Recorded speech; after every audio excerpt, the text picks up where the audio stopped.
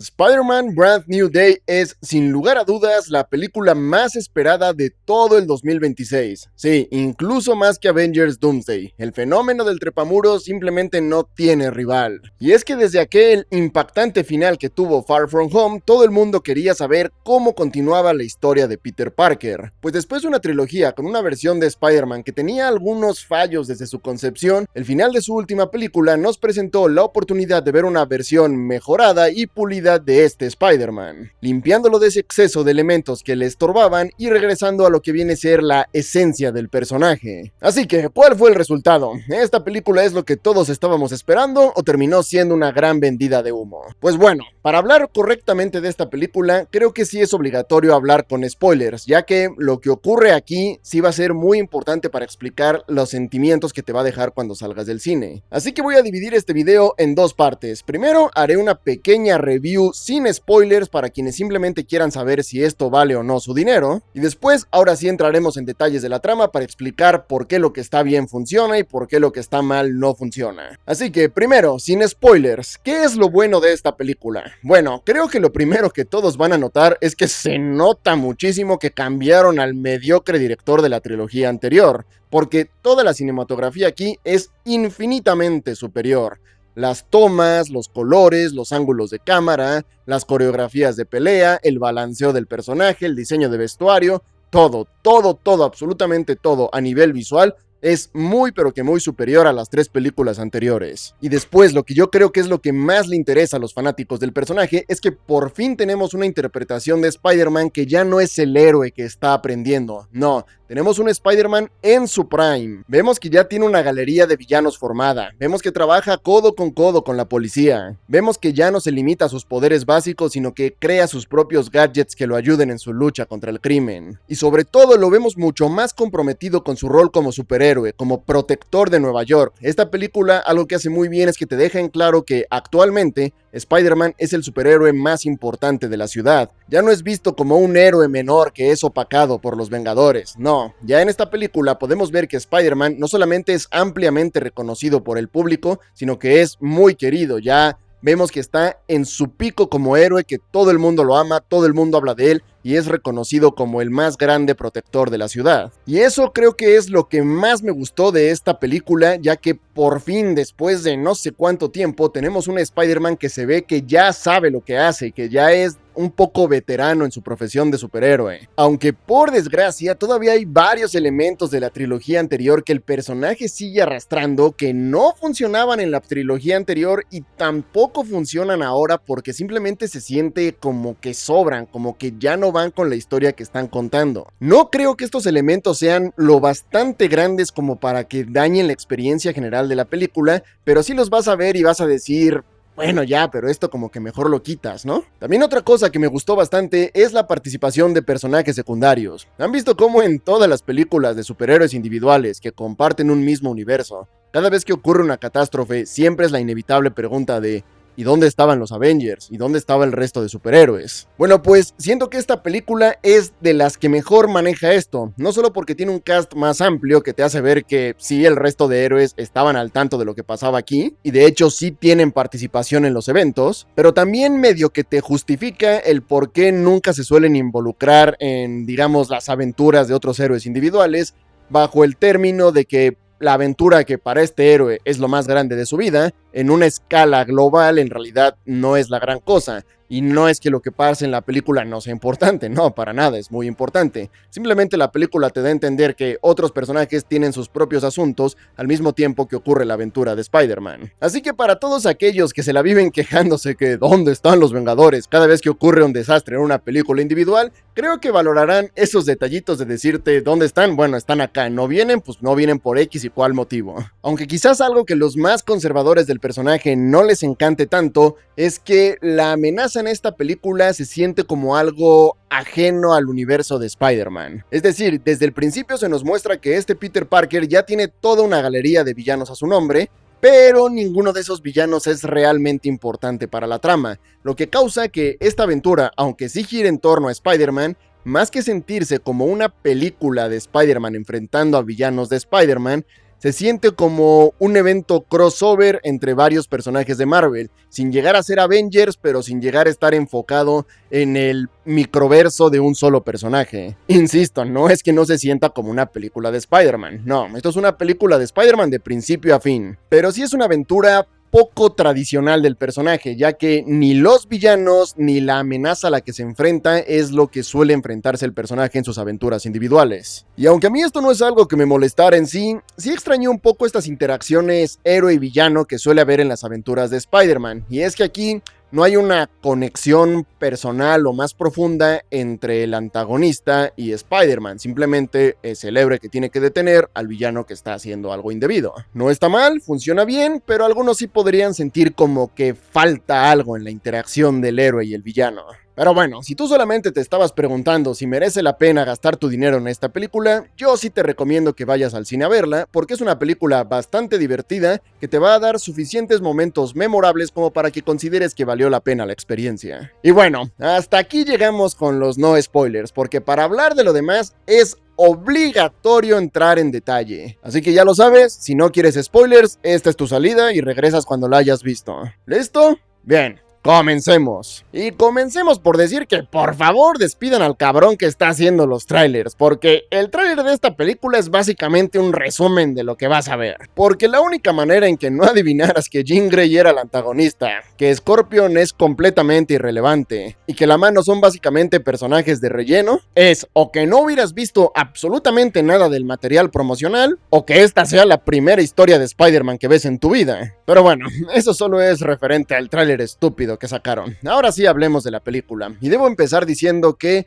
me decepciona un poco que Scorpion sea un personaje tan irrelevante que solo esté ahí para la primera pelea, ser derrotado y GG, nunca más volvemos a saber de ti. Pero a ver, seamos honestos, Scorpion nunca ha sido el villano más importante del mundo. El tipo por lo general solamente es un secuaz de un villano más importante. Y aquí pues más o menos es eso, pero creo que sí pudieron darle mucha más participación, darle batallas más largas. De hecho, específicamente en la batalla final, creo que debía ser la pelea contra Scorpion y no contra la mano. Porque la mano es una payasada. ¿Por qué están aquí estos ninjas? No tienen nada que ver con la organización de los cómics ni con la organización que vimos en la serie de Daredevil. Son literal unos guardaespaldas random que solo están ahí para tener una pelea al final con Spider-Man. Pelea que habría sido 1000 veces más interesante que fuera contra Scorpion, que de hecho sí es un enemigo de Spider-Man y tiene mucho más sentido que esté en esta película a estos tipos disfrazados que supuestamente son la mano. En serio, yo estoy convencido de que solamente apareció la mano porque el director quería meter una pelea de ninjas, porque de verdad no hacen nada. Son guardaespaldas, no tienen ningún aporte a la trama, no se explora nada sobre la organización que forman, nada, cero. Son literal guardaespaldas. Y yo solo les pregunto, ¿ustedes qué prefieren como batalla final? ¿Spider-Man contra unos ninjas random sin personalidad, historia, características destacables y absolutamente nada? ¿O una batalla contra un Scorpion con la armadura mejorada que no solamente sí tiene una razón para estar en la película, sino que además es un personaje de verdad y no solo un montón de bultos para que Spider-Man golpee en una escena? De verdad, lo de la mano es lamentable, un insulto a lo que son de verdad en los cómics, e incluso es un insulto a lo que fueron en la serie de Daredevil. Top peores adaptaciones de un villano. Pero lo que sí me pareció muy bien hecho fue la incorporación de ciertos héroes de apoyo, sobre todo Punisher. La participación de Punisher en esta película me gustó muchísimo. No solo es gracioso ver la interacción entre ambos personajes, que uno es todo loco, serio, matón, y Spider-Man que es puras bromas y ser buena gente, sino que además siento que encajan muy bien, porque a pesar de ser dos personajes con personalidades totalmente opuestas, en el fondo son parecidos en el sentido de que ambos son personas que lo han perdido todo, personas con un gran trauma. Y me pareció muy bien logrado cómo se ayudan mutuamente, quizás sin darse cuenta, pero al ver cómo cada uno lidia con su situación, ellos mismos aprenden del otro y pueden mejorar. Genuinamente siento que la relación entre Peter y Frank fue de lo mejor de esta película. Es más, yo creo que Punisher fue el mejor personaje secundario de toda la película. Y además no deja de ser interesante ver un héroe tan terrenal, que literalmente solo es un tipo con pistolas, enfrentarse a amenazas gigantescas que obviamente no tiene nada que hacer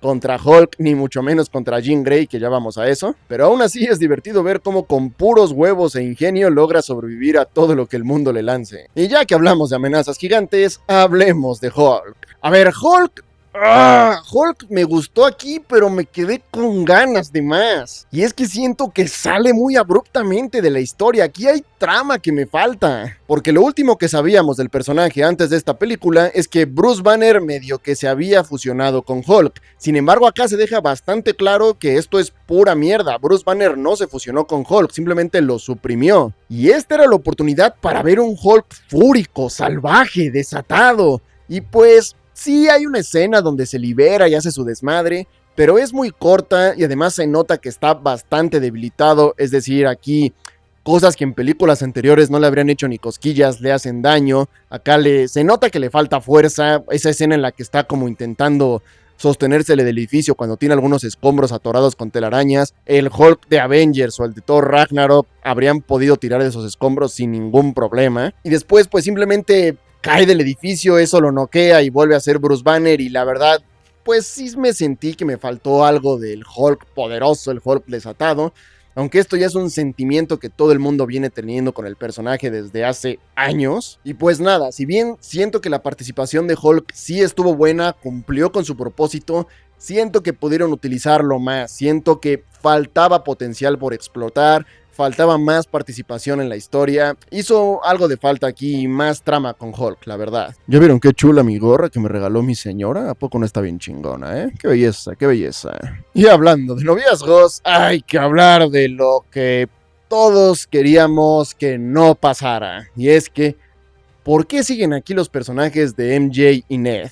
A ver, el sufrir la pérdida de sus amigos sí es parte de la historia y el desarrollo de este Peter Parker, pero siento yo que todo el mundo quería ver un reinicio total del cast de personajes secundarios, todo el mundo ya estaba cansado de estos personajes que, seamos honestos, a nadie le habían gustado desde la primera película de este Spider-Man. Y si bien entiendo que tengan algo de aparición porque Spider-Man sigue un poco traumado y sigue intentando acercarse a ellos, sigue intentando recuperar su vida, también siento que les dan demasiado protagonismo y demasiado tiempo en pantalla cuando realmente ya no tienen nada que aportar. Y por un momento estaba alegrado porque cuando MJ se entera de que le borraron la memoria y en realidad era la pareja de Peter Parker y todo eso, pero le dice: sí, pero esa persona que tú conociste ya no soy yo, así que ya no podemos estar juntos y tal. Yo estaba listo para agradecer porque dije, bravo, aprendieron, van a seguir adelante, van a dejar que el personaje no se estanque en estos dos amigos suyos. Pero por desgracia,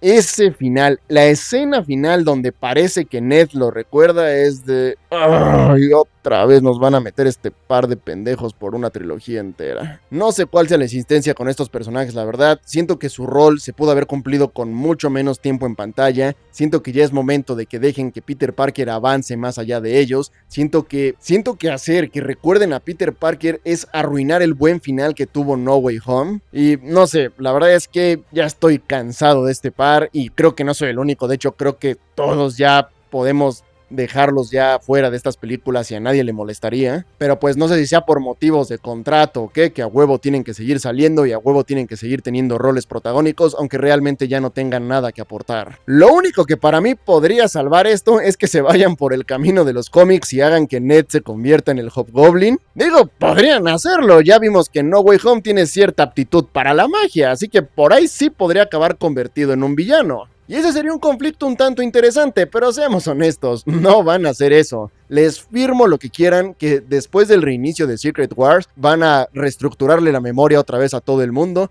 y Peter Parker va a recuperar a sus amigos como si nada hubiera pasado. Pero bueno, por lo menos puedo decir que sí le agregan un poco de peso y de drama a todo el conflicto psicológico que tiene Spider-Man, aunque sí es un poco preocupante que por el camino que llevan van a acabar regresando a Spider-Man a como estaba antes de No Way Home. Pero suficiente de personajes de mierda, hablemos de lo que todo el mundo estaba esperando. Hablemos de Sadie Sink interpretando a Jean Grey.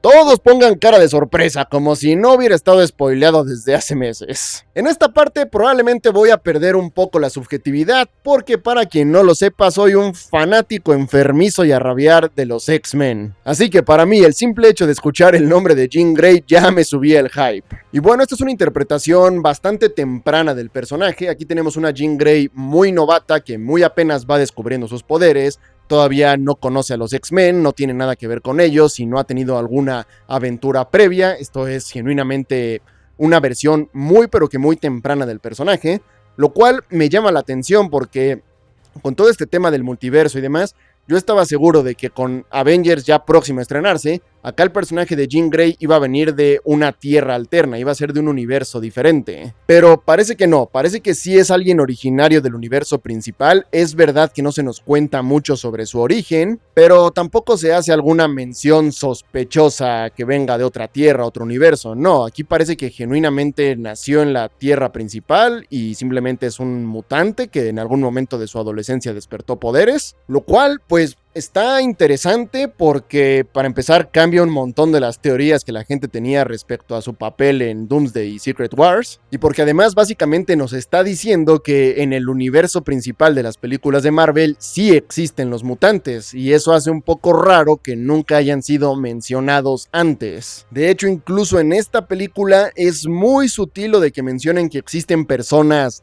diferentes, porque ni siquiera los llaman mutantes, simplemente dicen personas que nacieron especiales, y la propia Jean ni siquiera llega a hacer una diferencia entre su caso y el de Spider-Man, aunque se supone que ella ya nació con estos poderes, mientras que Spider-Man pues los obtuvo debido a un incidente con la araña y bla bla bla bla bla. Por lo que realmente no está muy claro cómo van a tratar el tema de los mutantes dentro del universo principal, es decir, sabemos que los X-Men van a aparecer en la próxima película de Avengers, pero sabemos que pertenecen a una tierra alternativa. Por lo poco que sabemos, yo diría que en el universo principal sí existen los mutantes, pero son tan extremadamente raros que ni siquiera son considerados un tema relevante ni para los gobiernos, ni para los superhéroes, ni para la trama. Son personajes muy aislados. A diferencia de los cómics o otras películas donde salen los X-Men, que los mutantes, si bien eran minoría, eran un número lo suficientemente grande como para que todo el mundo supiera que existían, acá yo creo que en el universo principal los puedes contar a todos los que existen con los dedos de las manos. Pero bueno, hablando del personaje en sí, creo que esta es una buena interpretación. Creo que Sadie Sink hace un gran trabajo. Como ya dije, esta es una versión muy novata del personaje,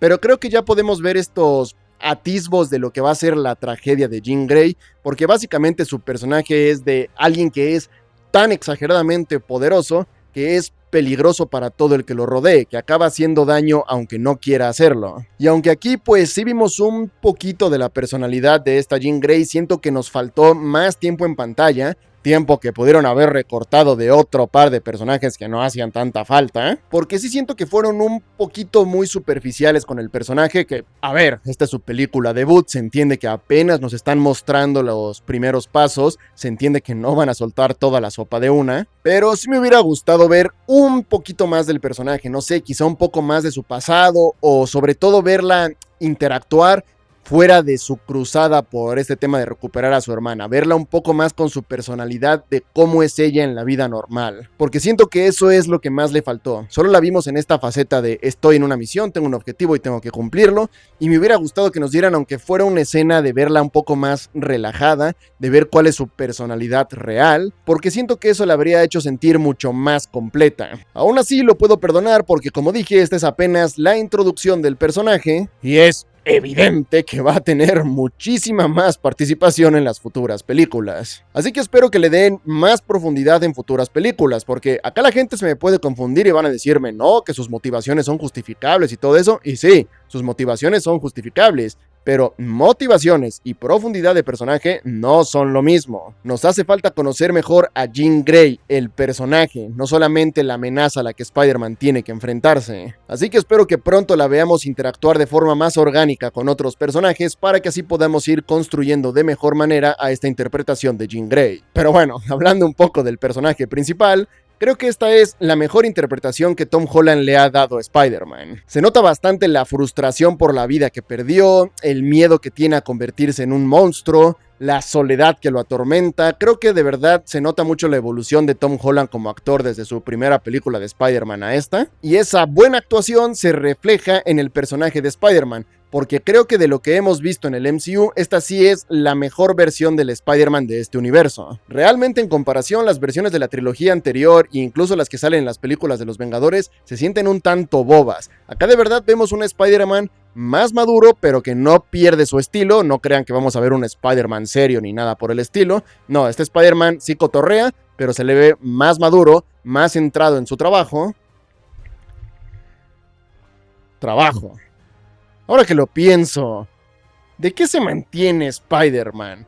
A ver, aclaro que llegué como 2 minutos tarde al cine, así que no vi el mero principio, así que corríjanme si acaso salió algo de que tenía un empleo, pero ¿cómo paga este señor un departamento, sus supercomputadoras y una impresora 3D que le hace los gadgets cuando nunca lo vimos trabajar?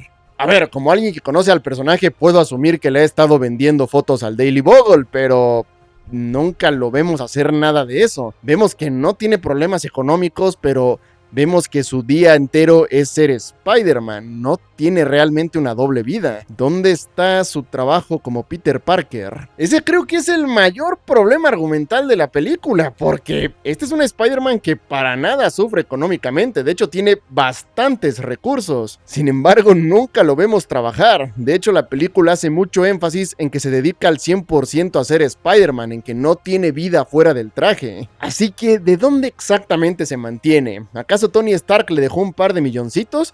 Porque si sí, tenía que habérselos dejado en efectivo, ya que como borraron su identidad de todos lados, pues si lo dejó en un testamento, ahí no le quedó nada. Un error que aunque muchos quizás quieran pasar por alto, a mí sí me parece que está un tanto grave. Pero bueno, fuera del tema del dinero, creo que esta sí es mi versión favorita del Spider-Man de Tom Holland. De verdad me gusta mucho por fin tener un Spider-Man que está en su mero prime. Ya estaba cansado de las historias de origen o de las historias del tipo que apenas está aprendiendo cómo ser superhéroe o cómo equilibrar su vida o bla bla bla bla bla. Me encanta que por fin tengamos un Spider-Man en su mejor etapa. Bueno, mejor etapa como superhéroe, porque como Peter Parker ya sabemos que internamente le estaba yendo de la verga y todo eso, pero ya entienden de lo que hablo. Un Spider-Man que es reconocido como uno de los héroes más importantes, como uno de los grandes. Pero bueno, este video se está haciendo largo, así que vamos a resumir. ¿Qué me pareció Spider-Man Brand New Day? Pues lo voy a decir de una. Esta es la mejor película de Spider-Man en el MCU. Es infinitamente mejor a las anteriores 3. Si me preguntan cuál de todas las películas disfruté más, pues obviamente les voy a decir que No Way Home. Esa película es puro hype. Tan solo el ver a los dos Spider-Mans anteriores para mí ya lo pone por encima de todo lo que existe. Pero eso es solo lo que yo disfruté por mi puro fanatismo. Si hablamos objetivamente de cuál es mejor película, Brand New Day es infinitamente mejor que No Way Home. ¿Es perfecta? Obviamente no. Tiene unos cuantos huecos argumentales, algunos personajes que no tienen razón de existir en esta película, y unas cuantas tramas que se sienten un tanto incompletas, para ser honesto. Pero aún así creo que es una película muy entretenida, con una historia competente, con una cinematografía y unas imágenes muy bellas, de verdad. A nivel tomas, creo que es de lo mejor que se ha visto con el personaje, y que sobre todo destaco mucho las interacciones con los personajes. Me gusta mucho ver cómo este es un Spider-Man que ya está conectado con ese y con aquel, que ya sabe dónde tiene que ir, que ya tiene su red de contactos, que ya sabe lo que tiene que hacer, que en sí se ve que es un Spider-Man experimentado, que ya no es un novato. De verdad no saben cuánto me gusta por fin ver un Spider-Man en pleno potencial. Y la escena de Yelena, ¡woo! No se vio un carajo. Esa agua estaba bien turbia, pero aún así, te amo, Yelena. Y bueno, mi calificación final para Spider-Man Brand New Day es un 8.4. Creo que esa es la calificación justa, aunque aún así les recuerdo que estas reviews son hechas en caliente. Yo salgo del cine y de inmediato me pongo a grabar, entonces están hechas un poco desde el hype, les recuerdo eso, así que es posible que en una segunda revisión le encuentre más errores a las películas y a lo mejor les baje la calificación, pero de momento creo que un 8.4 es la nota justa para esta película. Y sin duda te recomiendo que la vayas a ver al cine porque de verdad visualmente es una belleza, es como sacar paneles del cómic y ponerlos en pantalla. Pero bueno, esa solamente es mi opinión y no te olvides de contarme la tuya en los comentarios. ¿Qué opinas de la película? ¿Qué te gustó? ¿Qué no te gustó? ¿Qué le cambiarías? Dímelo y yo te estaré leyendo. Por ahora, eso es todo. Recuerden suscribirse, darle like, comentar, compartir, seguirme en mis redes sociales y todas esas cosas. Un saludo a todos y nos vemos en la próxima.